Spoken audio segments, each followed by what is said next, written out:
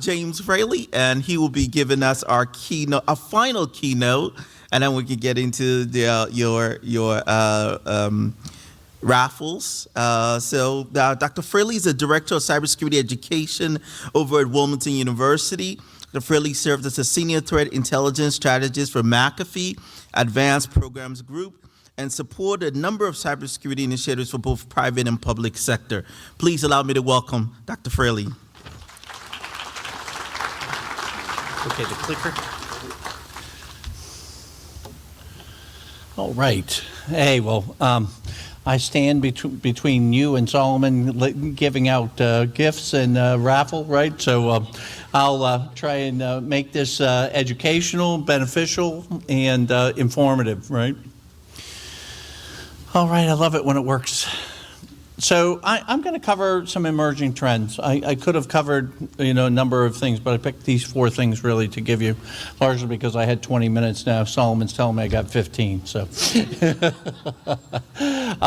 so I'll talk about the rise of AI, right, and in cybersecurity, the rise of ransomware. We're seeing that really come back with a vengeance, right?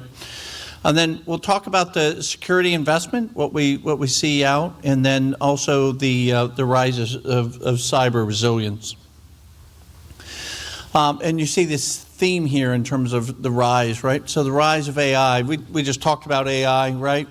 But I will tell you that not too long ago, 5 or 6 years ago, I'm telling you, we were using AI at McAfee to do what I would call you or tell you was to do some triaging and what we call tiering.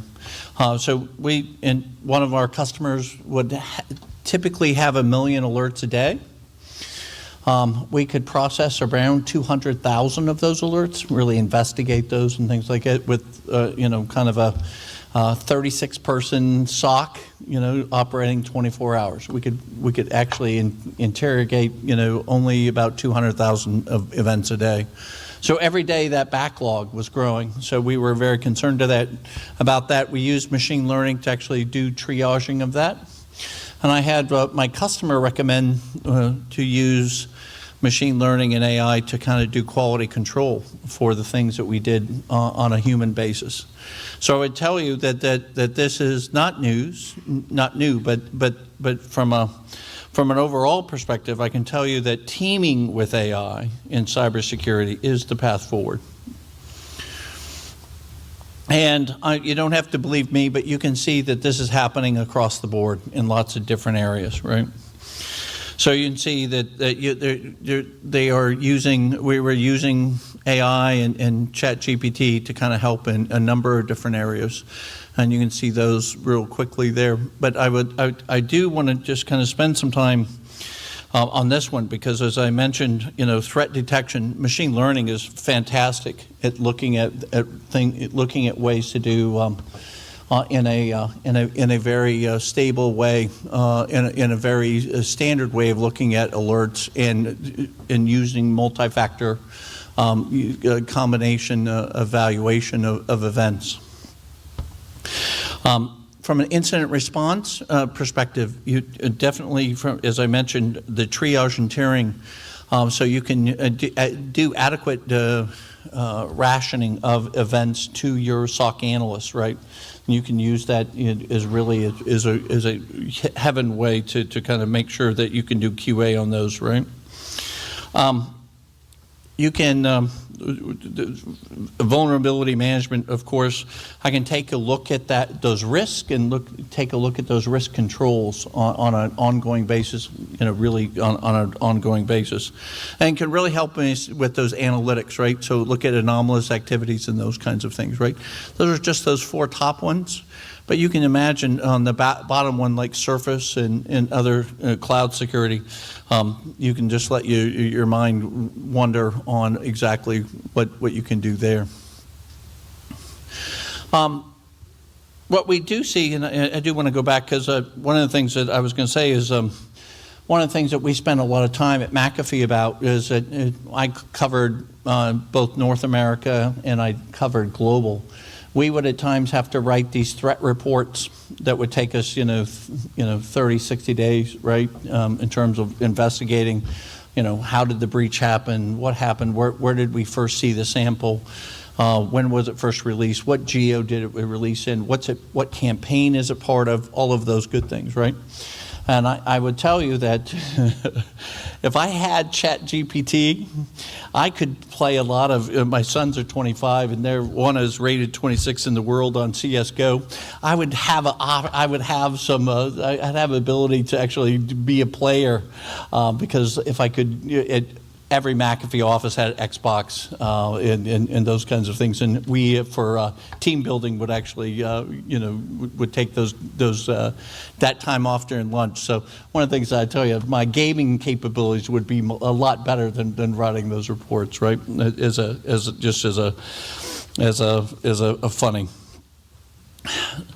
Well, what we do see is, shifting back to being serious, right, is the rise of ransomware payments. And this is, I don't know if you have been watching this or not, but the number of ransomware we see, especially in the public sector, we see in high schools, police departments, education, all of those organizations being attacked, and ransomware is being demanded, right? So I would say to you that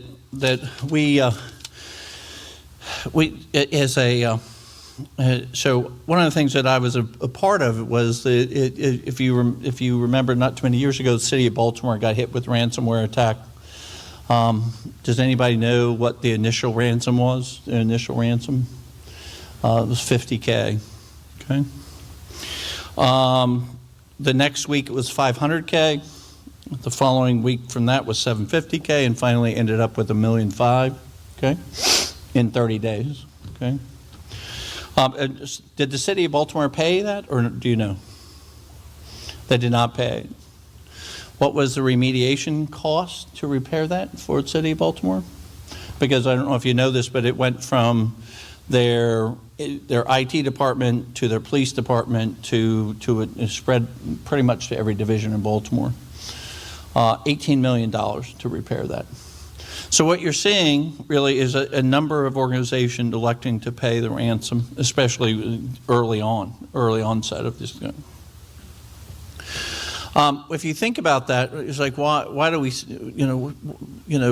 right now I would say to you, a lot of us are worried about, okay, what about overall surface protection, what's our profile, those kinds of things. But you can see there that 33% of the people surveyed are concerned with ransomware and have had some ransomware affect their organization in the past year.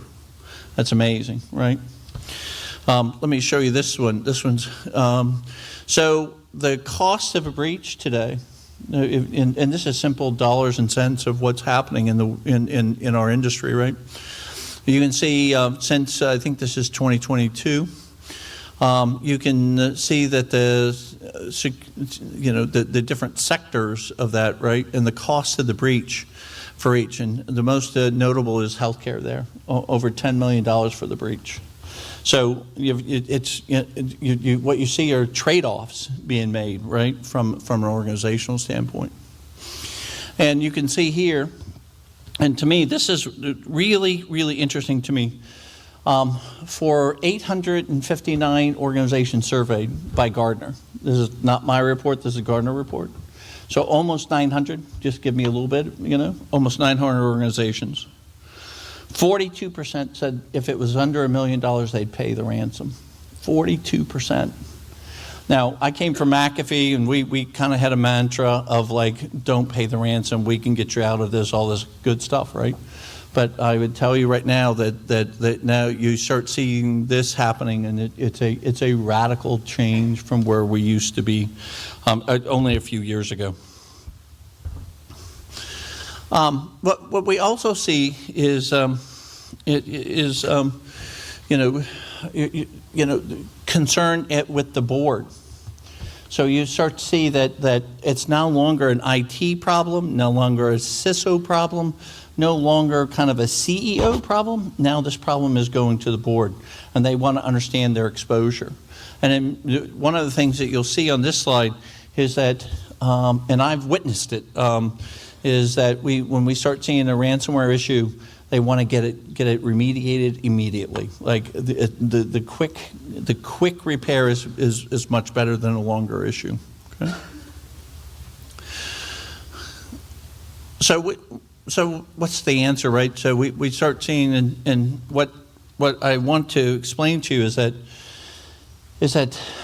I tell all of my friends, like, oh, I lived in the good old days where we couldn't spend enough on cybersecurity, right? Is that where we live today? No. The answer is no. Everybody's looking at every dollar, right, in terms of like, what we do see today, right, if you take a look at this crazy chart, is that just about 10 years ago, cybersecurity was the third most spend for an IT budget. Today, it's the #1 spend. And you can talk about, in business improvement, you can talk about all of the ERP, you can talk about all of those things. But that orange line there that's connected all those dots, cybersecurity is #1 spend for IT today. Well, is that going to continue? Probably. And you can start to see that we're like, almost $400 billion coming up by 2027, I think, $1 trillion to spend, IT spend worldwide. So that's really kind of like, you just sit there and say, wow, will that continue? So we start taking a look at some of those other things, right? And what I would tell you is that 93% of the organizations, again, almost 1,000 organizations queried, right, or surveyed, said they would continue to spend at the levels they were. But 88% of those organizations say that they cannot articulate the ROI for their cybersecurity spend. That's really shocking, right? I don't have KPIs, or I don't have ROI indices that would allow me to say, am I getting better over time or am I not, right?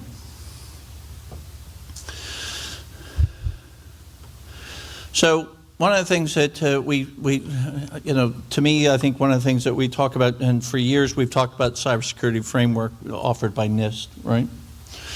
And one of the things that I have seen with organizations is that, the NIST framework is a great way to think about the problem and actually execute on the problem.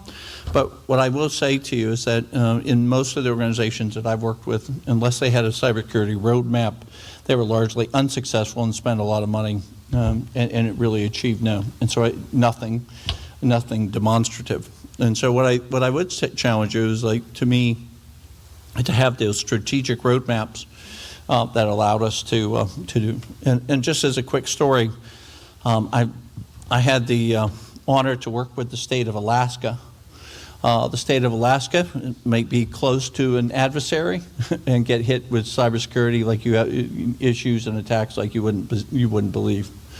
Okay, but the state of Alaska, I would say to you, one of the issues they had is they would collect tax payments, and they would also collect. There's a lot of hunters in Alaska, right? Come up and do hunting. They did not have a roadmap, and they did not have their departments connected, and so there wasn't an overall security for the state of Alaska. We put together a roadmap that would include, all of their land, their tax payments, all of the other things that they were collecting, because there were about 7 or 8 collections, and they were not all the same. They were also not protected, and they weren't certified. So we put that together, and every time I go see him, the CIO there, who's now left, he had his roadmap in the back of his office, where he would say, "Here's where we are today."